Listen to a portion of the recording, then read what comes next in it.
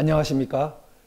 공산운동권 종식을 위한 사상 스펙트럼 연구 주체사상편 총 10편 중 제2편 황장엽의 민주주의는 자유민주주의가 아니다 편을 말씀드리겠습니다. 민주주의라는 말은 참 많은 수식어를 붙여서 쓰입니다. 자유민주주의, 사회민주주의, 인민민주주의, 참여민주주의, 수기민주주의 등등. 그러나 우리가 주의해야 할 점은 올바른 의미에서의 민주주의, 우리 헌법상의 민주주의는 자유민주주의밖에 없다는 것입니다. 자유민주주의가 아닌 의미의 인민민주주의가 대표적이죠. 는 자유민주주의의 어떤 교집합을 가질 수 없고 자유민주주의에 포용될 수 없는 것입니다. 그런데 조금 헷갈릴 수 있는 것은 유럽식 사회민주주의 같은 것은 자유민주주의의 큰 기본 틀에서 그 가치를 받아들일 때 포용될 수 있는 것으로 우리 헌법재판소와 헌법학계는 해석하고 있습니다. 참여민주주의라든지 직접민주주의, 수기민주주의 이런 말들은 다 자유민주주의가 작동되는 방식이나 어떤 측면을 가리키는 부분적인 개념들이죠. 네, 그 정도 선행 개념을 가지고 황장엽 씨의 민주주의론을 생각해 보면 황장엽 씨는 민주주의라고 많이 말하지 자유민주주의라고 말하는 것은 굉장히 드뭅니다.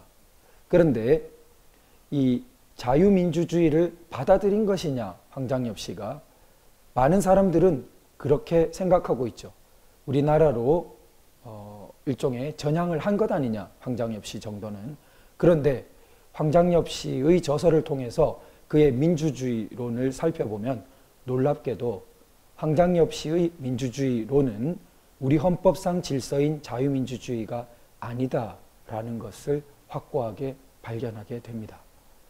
그렇다면 황장엽 씨의 전향이라는 것은 북한 체제를 거부했다는 의미는 있지만 우리 자유민주주의를 받아들였다는 말은 되지 않는 것이고, 또한 황장엽 씨를 추종하면서 또 황장엽 씨의 노선을 계승한다고 말하는 사람들은 사실상 김정은의 노선과 조금의 차이는 있을 수 있지만 우리 대한민국의 헌법 질서를 내적으로 받아들인 것이 아니라는 점을 우리가 심각하게 생각하게 됩니다. 우리 1편에서 말씀드린 것처럼 보수를 표방하는 주체사상파, 구주사파 출신, 자기들은 이제 다 변했다, 소위 전환을 했다라고 이야기하면서 자기들에게 큰 영향을 준 사람이 황장엽이다 라고 이야기하면서 그들은 보수를 표방하고 보수 정치권에 깊이 들어와 있는데, 그런데 그들이 자유민주주의자일까? 자유민주주의자가 아니라는 결론에 굉장히 다가가는 거죠. 왜냐하면 그들이 마치 종교의 어떤 스승처럼 종사처럼 받드는 황장엽 씨의 민주주의론이 자유민주주의론이 아니기 때문입니다. 자, 그럼 이런 사실을 그의 저서들을 통해서 확인해 가보도록 하겠습니다. 먼저 인간중심 철학 원론입니다.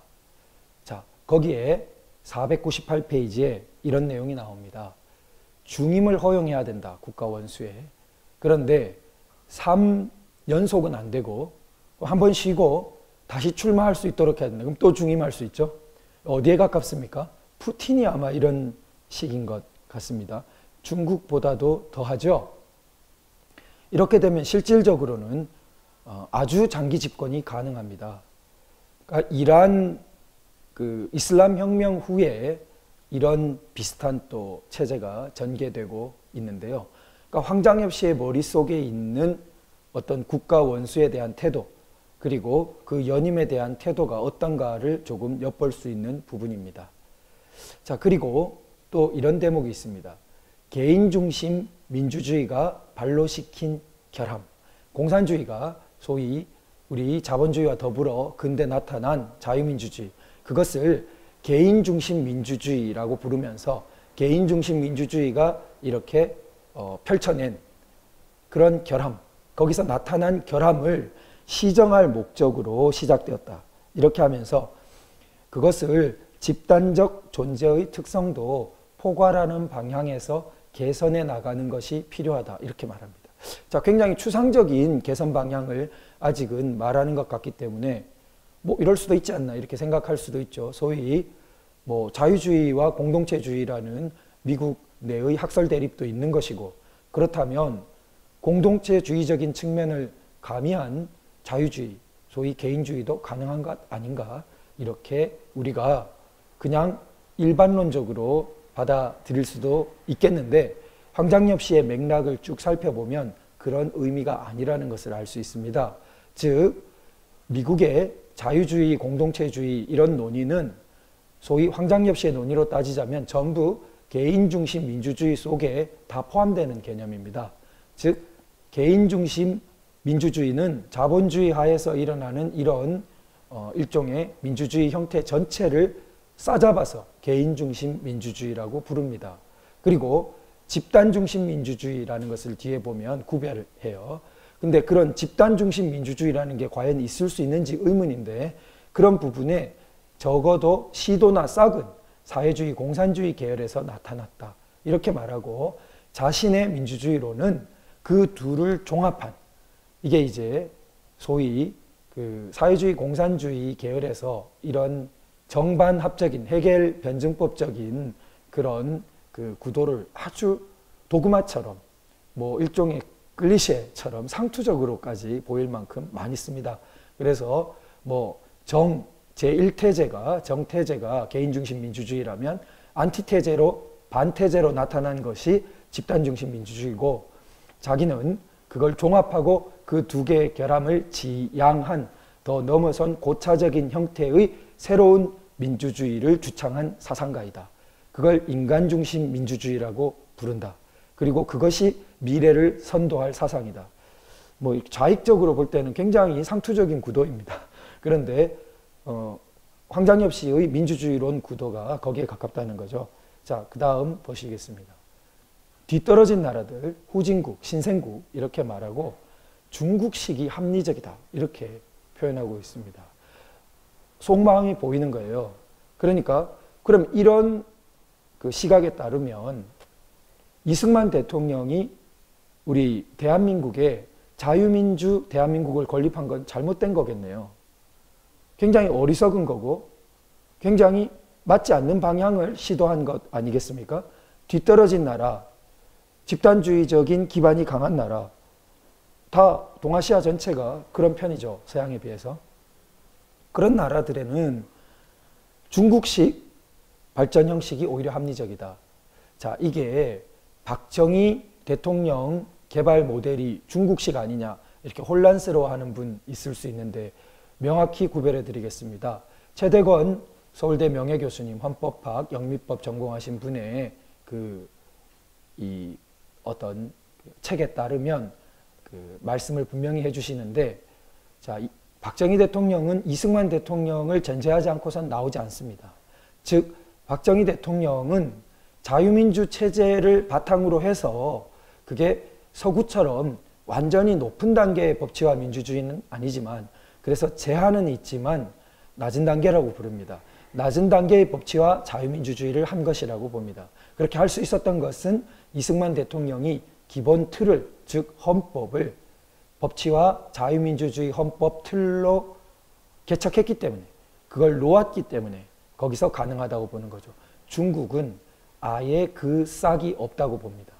그러니까 이승만 대통령에 의한 자유민주주의 건국, 박정희 대통령, 전두환 대통령으로 대표되는 제한된 낮은 단계의 법치화 자유민주주의, 그리고 1987년 이후로 대별되는 높은 단계의 법치화 자유민주주의라는 발전 구도가 성립될 수 없다는 거죠. 중국은 애초에 자유민주주의 헌법이라는 입구가 막혀 있습니다. 즉 복수정당제 아니고 법치주의를 표방하는 것 아니고 서구식, 그리고 기본적 인권의 존중 그 자체로 헌법 이념이 아니고 언론의 자유 따라서 그 자체로 당연한 것이 아니고 이런 식으로 되어 있는 겁니다. 사유재산권 당연히 아니고 이런 대선은 의회주의 당연히 아니고, 그러면 제한된 의미의 낮은 단계의 법치와 자유민주주의도 싹을 틔울 수 없고 높은 단계의 법치와 민주주의 당연히 싹을 틔울 수 없는 것이죠. 그래서 중국과 박정희 대통령 모델을 동일시하면 안 되는데 지금 황장엽 씨는 그런 구분도 없고 중국식을 보고 지금 90년대 후반에 그 중국식을 보고 그게 뒤떨어진 나라들이 채택할 모델이다. 자유민주주의 아닌 모델입니다. 따라서 이런 걸 보더라도 이분이 자유민주주의를 받아들이지 못했구나라는 것을 확인할 수 있습니다. 다음 책을 보시면 황장엽의 인간중심 철학이라고 되어 있는데, 자, 저는 강태욱이란 이름으로 되어 있지만 저게 녹취록입니다. 그래서 사실은 육성 녹취록을 다 녹취한 거기 때문에 황장엽 씨의 저술이라 봐도 무방합니다. 내용이 그 강의 녹취록이에요. 그래서 그 안에 보면 이런 대목이 나옵니다. 노사 간의 문제. 우리 뭐 노사 간 문제가 얼마나 많습니까? 그걸 이렇게 말해요. 정치가 해결해야 할 문제다. 이걸 자본가와 노동자에게 맡겨서 됩니까? 그건 무책임한 일이죠. 아주 무책임한 일이에요. 이렇게 말씀하십니다. 깜짝 놀라겠죠. 아니, 노사 간에 노사 분규가 있고, 뭐 노동 이런 그 막 파업도 있고 막 이런 게 있을 때 그걸 어떻게 해야 된다고요? 그거 다 정치가 해결해야 된다는 거예요. 그걸 왜 자본가 노동자 사이에 자율교섭에 맡겨 놓냐는 겁니다. 그게 오히려 무책임한 일이라고 말하고 있어요. 자유민주주의 사회를 이해한 그런 틀이 아니죠. 이게 때로 분규가 심각해져서 정부가 긴급 조정에 들어간다든가, 때로 사회적 대타협을 위해서 노사정위원회를 구성해서 거기서 어떤 임금 인상률이라든가 또 노동법에 대한 개정 부분을 협의한다든가 이런 차원이 아니잖아요.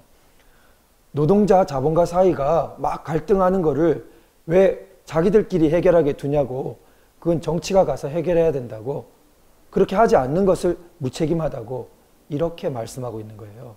자유민주주의, 사적 자치, 민법의 대원칙인 사적 자치, 자기의 행동에 대해서 자기가 책임지는 자기 책임의 원리, 자기 결정의 원리, 이런 근본적인 원리들에 대해서 이해가 부족하신 거예요.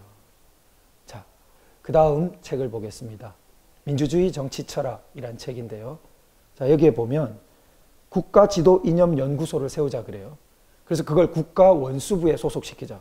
국가원수부 이름도 우리는 굉장히 어색하지만 하여튼 총통 비슷한 이런 그런 수장에게 귀속시키고 국민의 사상적 통일을 강화하자 그래요. 이 말부터가 굉장히 우리는 껄끄럽습니다. 애국심 이런 정도하고 국민의 사상적 통일, 이건 굉장히 다른 겁니다. 국가의 헌법 정신이 있다.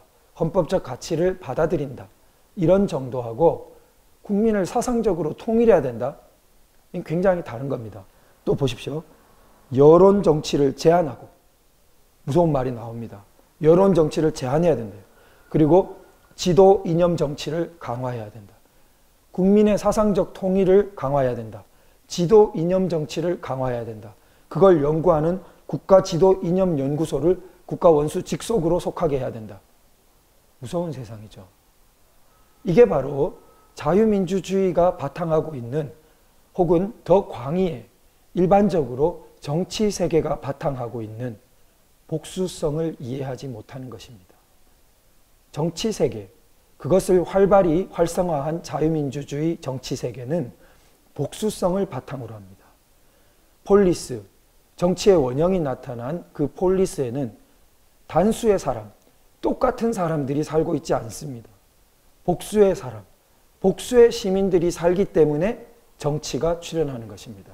그렇기 때문에 의논이 출현하는 것이고, 그 그리스의 고전적인 정치 세계가 출현하는 것입니다. 그런 그리스의 고전적인 정치 세계를 근대에 되살려낸, 정치가 활성화된 세계가 자유민주주의 세계입니다. 자유민주주의 정치 세계는 따라서 복수성이라는 것이 근원적인 현상입니다.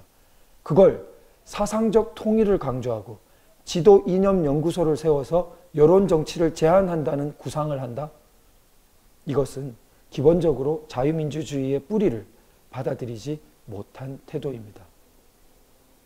자, 그리고 또 보죠. 지도 이념을 연구하고 인민들 속에 보급하는 것이 정치의 첫 번째 가는 사업이다.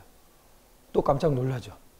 정치의 첫 번째 가는 사업이 복수적인 이 존재들 사이의 소통을 활성화하고 그 의논을 통해서 정치적 지혜를 도출하고 그래서 공동체가 잘 살고 공동체의 활기를 얻고 공동체가 안보를 지키고 그리고 미래를 개척하는 그런 데 있는 것이 아니라 지도이념연구소가 만들어 놓은 그 사상, 그걸 보급한다. 보급은 어때요? 보급하는 자가 있고 보급받는 사람이 있죠. 보급받는 사람이 된다고 생각해 보십시오. 그래서 그게 정치의 첫 번째 가는 사업. 정치라는 것을 근본적으로 이런 말과 소통, 인간의 복수적인 인간들 사이에 일어나는 행위로 이해하는 것이 아니라 완전히 권력 현상으로 이해하는 겁니다. 그래서 국가 권력 체계에서 만들어서 보급자가 있고 보급당하는 사람이 있고, 자, 자유민주주의와 완전히 배치되는 것이라는 걸 볼 수 있습니다. 자, 이래서 어떤 말까지 나오냐? 그래서 인간 개조 사업이라는 말이 나옵니다. 인간의 발전을 위하여 항시적으로 진행해야 할 기본적인 창조적 활동. 이름은 창조적 활동인데 그 창조가 희한해요. 뭐냐면 인간을 개조하는 거예요. 개조 당하는 입장에 한번 서보십시오. 내가 개조 당해야 돼요. 로봇도 아니고. 끔찍한 일이죠. 세뇌라는 말과 뭐가 다릅니까? 이런 말을 거침없이 하시는 겁니다. 이게 우리 자유민주적인 정치 세계를 이해하면 나올 수 없는 말이에요.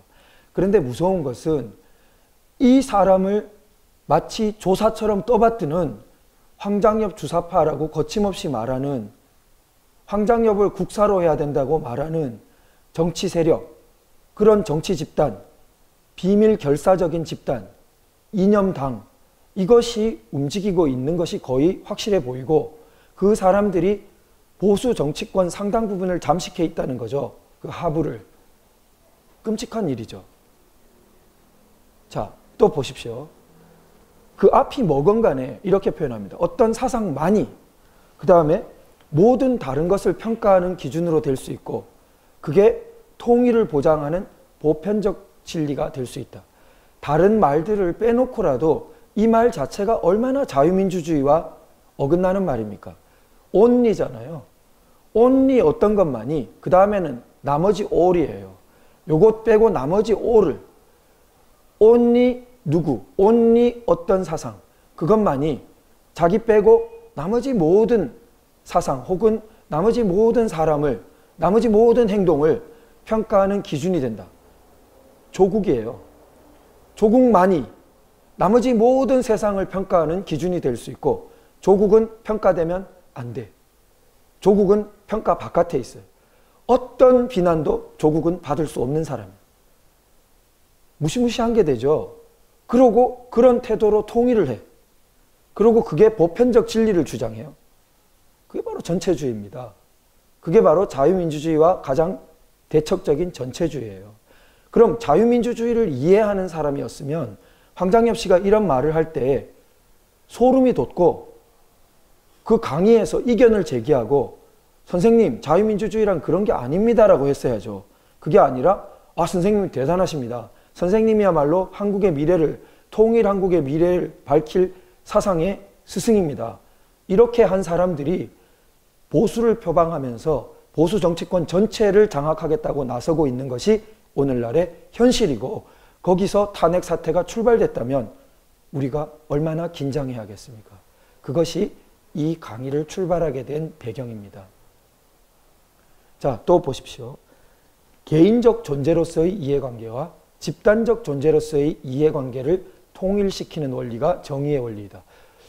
당신 이렇게 독자적인 학설을 펴시는 것은 좋은데 우리가 이해하는 자유민주주의에서 정의와 상당히 어긋납니다. 자, 정의를 우리 자유민주주의에서는 어때요? 개인 대 개인에서 생각합니다.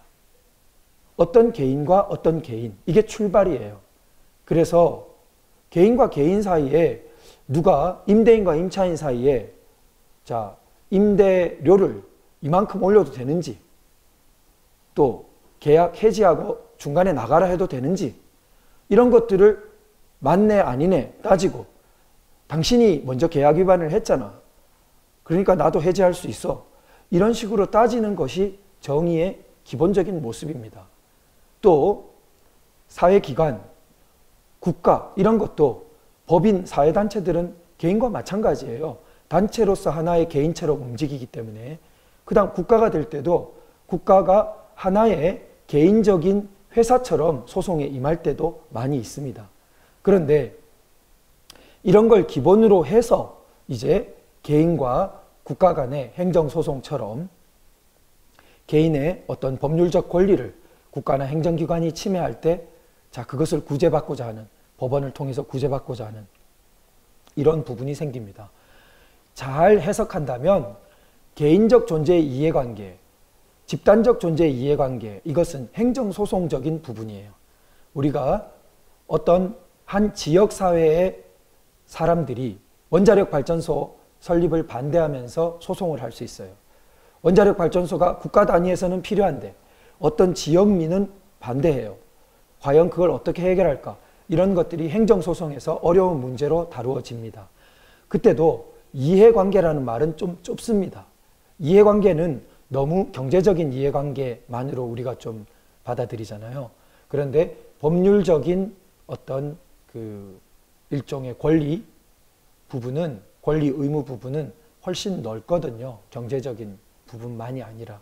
그래서 개인으로서의 어떤 법률적인 이익, 법익이라 할까요?